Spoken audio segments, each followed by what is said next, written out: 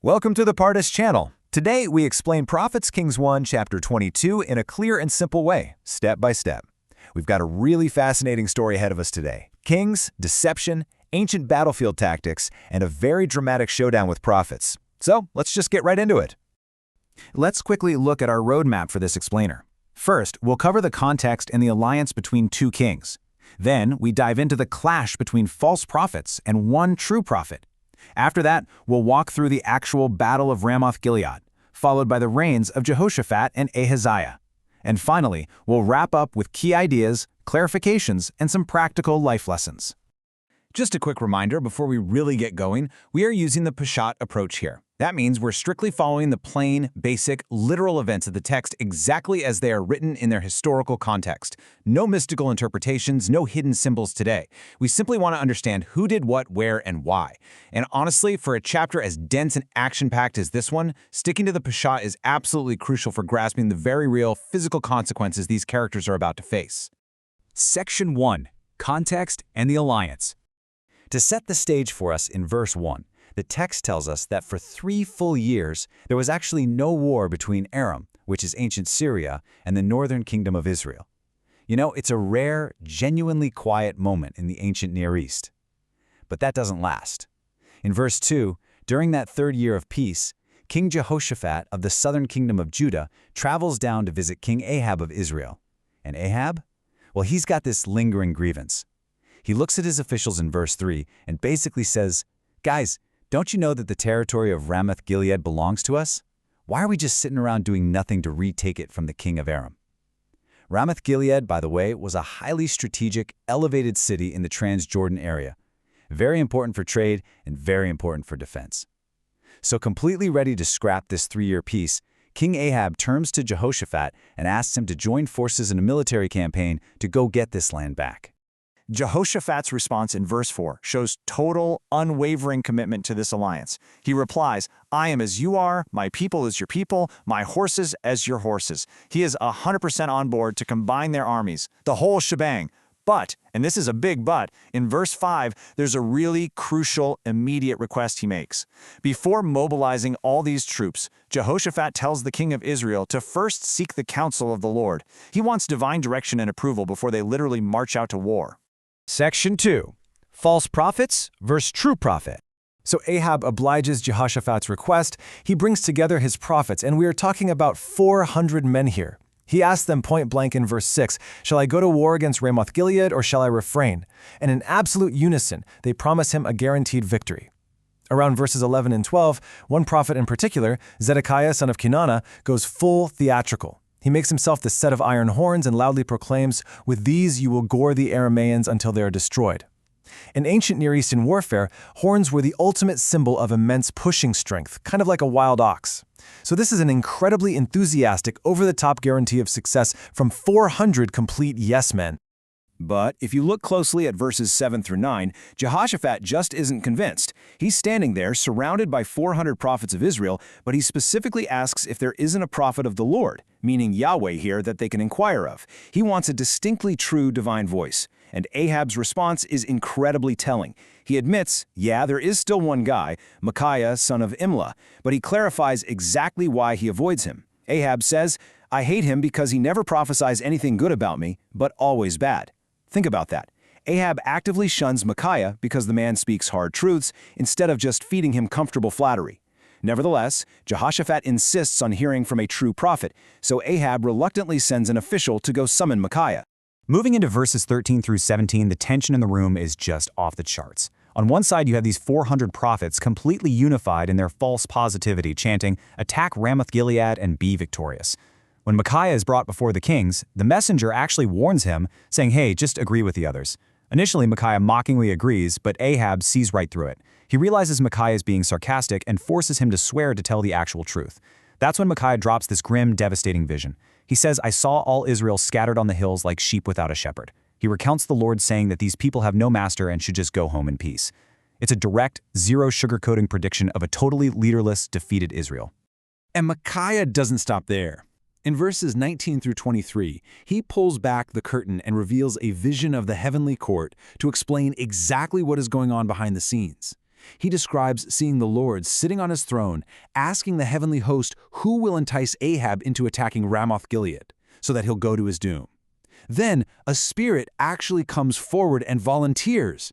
It says, "I will go out and be a lying spirit in the mouths of all his prophets." And the Lord decrees that this plan will succeed. This is a profound, massive theological moment in the literal text. Micaiah is looking Ahab in the eye and telling him plainly, "Your 400 prophets are literally being used by a lying spirit from the heavenly court to lead you straight to your grave." As you might guess, in verses 24 through 28, there is immediate physical and political retaliation against Micaiah for speaking this truth. Zedekiah, the guy with the theatrical iron horns from earlier, marches right up and slaps Micaiah in the face. He mocks him, asking which way the Spirit of the Lord went when it left him.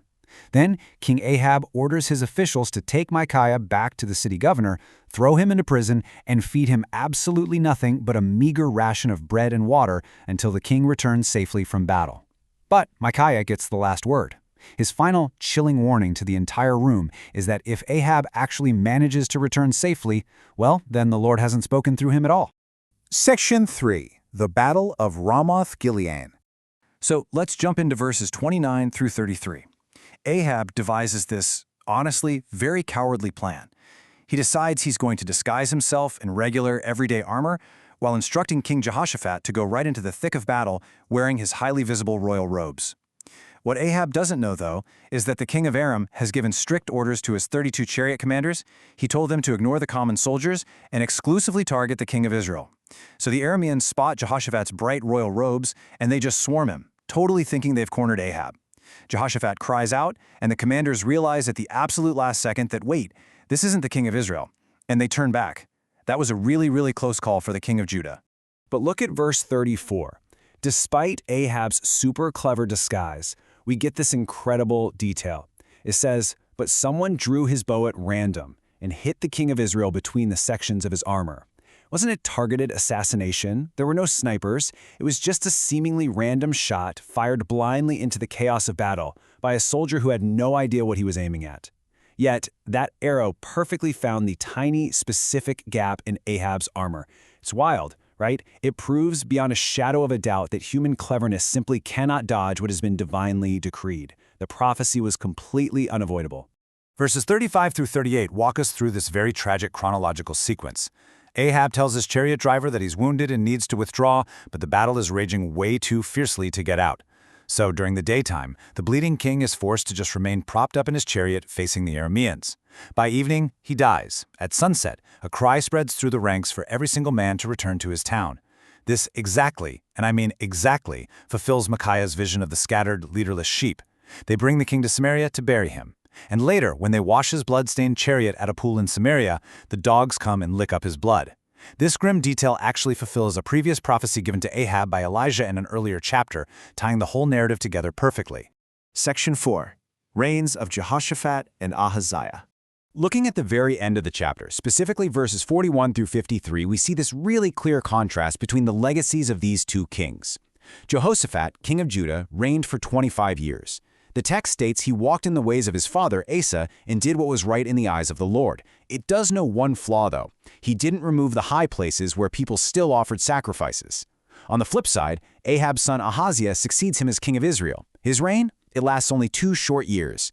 Unlike Jehoshaphat, Ahaziah did evil. He walked in the wicked ways of his parents, Ahab and Jezebel, and actively served and worshipped Baal, provoking the Lord to anger.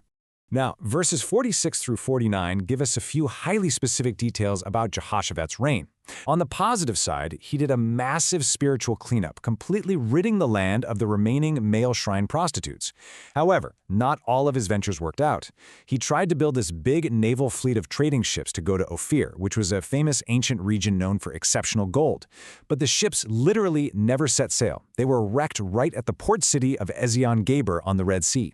Interestingly, when Ahaziah of Israel offered to have his men sail with Jehoshaphat's men to help out, Jehoshaphat utterly refused. The guy had clearly learned his lesson about entangling himself with Ahab's wicked household. Section 5. Key ideas and clarifications. So what does this all mean? The overarching theme of this chapter is absolutely the illusion of control versus divine decree. Ahab really thought he could orchestrate the outcome, right? He thought that by throwing his ally Jehoshaphat into royal robes to act as bait and hiding himself in standard, everyday armor, he could somehow cheat death. But trying to hide from consequences or manipulate the truth, it always fails. A totally random arrow, fired by a guy who didn't even know his target, struck the exact fatal spot. For Ahab, control was a complete illusion. We also see the immense danger of the echo chamber here. Ahab purposefully surrounded himself with 400 men whose only job was to tell him exactly what he wanted to hear. They all agreed, and that made Ahab feel deeply secure in a truly terrible decision. But as we see plainly, consensus does not equal truth. Ahab's stubborn refusal to listen to the one single man who actually spoke the hard, uncomfortable truth led directly to his downfall. Section 6. Practical life lessons. Let's distill this down to how we can improve ourselves. First, we've got to seek truth over comforting lies, just like Jehoshaphat tried to do by insisting on hearing from a real prophet of the Lord. Second, beware of surrounding yourself with yes men. If everyone around you is just feeding your ego, you are walking blindly into a trap. Third, you simply cannot outsmart consequences. No disguise, no matter how clever you think it is, will save you from the results of your own actions. And finally, true leadership requires taking accountability, not cowardly shifting the target onto an ally's back like Ahab did on the battlefield. So, here is a final question for you to chew on. Are you listening to the comforting voices of the 400 or the hard truth of the one? Thank you for learning with us. If this helped you understand the chapter better, like, subscribe, and join us for the next chapter.